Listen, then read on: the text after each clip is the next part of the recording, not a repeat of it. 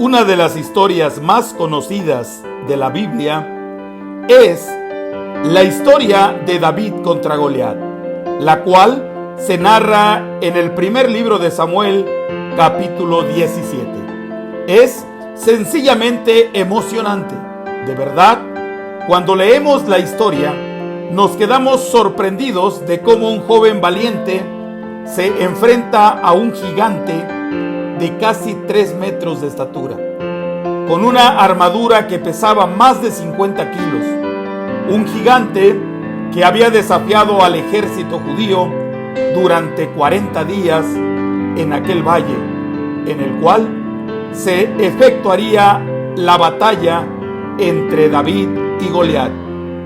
¿Has escuchado que muchas veces pensamos que tenemos gigantes a nuestro alrededor? Un gigante económico, de enfermedad o un gigante de pecado, y decimos: tengo que ser como David y enfrentar a ese gigante que tengo frente a mí. Tendré que ser valiente y confiar en Dios como David para poder vencer ese gigante. Pero pasa algo cuando pensamos así. Perdemos de vista el verdadero significado de la historia. No deseo que me malinterpretes. No me refiero a que no es bueno ver a David como un ejemplo para nuestra vida. Claro que podemos verlo como un ejemplo de fe, porque fue un hombre que tenía absoluta confianza en Dios. Pero el propósito de la historia no es que pienses que tú eres David y que Goliat son los problemas de la vida. Lo que la historia nos insta a pensar es que cada uno de nosotros necesitamos a un David. Es verdad que existen enemigos delante de nosotros. La muerte siempre está presente en este valle, desde que nacemos. Y recuerda que por el pecado entró la muerte, la cual acecha en cada momento. Y el pecado está siempre listo para destruir y destrozar todo lo que tenemos alrededor. Llámese familia, ministerios y muchas cosas más. También debemos de comprender que Satanás mismo es un león rugiente que busca a quien devorar. La pregunta es: ¿cómo debo enfrentar estos enemigos? ¿Sabes cuál es nuestra tendencia común?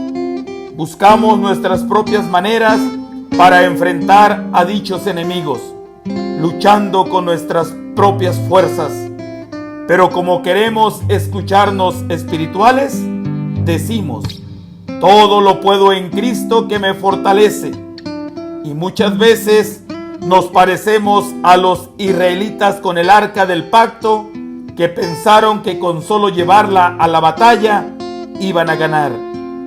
El propósito de la historia no es que tratemos de ser como Goliat o como David. En la historia, el pueblo de Israel somos nosotros y ya estamos en la historia. El ejército y el pueblo de Israel se asustaban al oír a aquel gigante salir y amenazarlos, convencerlos y convertirlos en esclavos. En medio de esta escena, Dios no nos da ni ejemplos, ni mucho menos instrucciones para vencer al gigante. Lo que nos provee es un Salvador, alguien que podía vencer al enemigo. Dios no nos inspira con palabras de motivación, más bien provee un sustituto, alguien mucho mejor que David. Él se llama Jesucristo. Esta historia, más que palabras motivacionales o inspiradoras, apunta hacia Jesús. David salvó a su pueblo.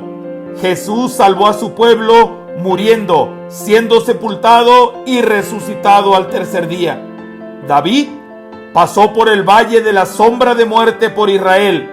Jesús murió por nosotros.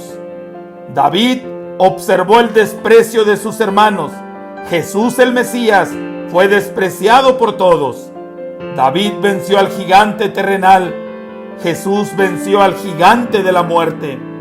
David obedeció a su padre que lo mandó con sus hermanos. Jesús obedeció a su padre que lo envió al mundo a cumplir con el plan eterno. Alguien escribió: la historia de David y Goliat no es un llamado a la moralidad, es un llamado a la fe. Nosotros no podemos vencer a nuestros gigantes. Esta es la lección de la historia. Confiemos en Dios, Él sí puede. De hecho, ya lo hizo. No confiemos en nuestras fuerzas. No querramos ser protagonistas. Dios no te quiere luchando con Goliat. Él desea que admitamos nuestra debilidad, que bajemos las armas humanas y confiemos en nuestro único y suficiente mediador, Jesucristo.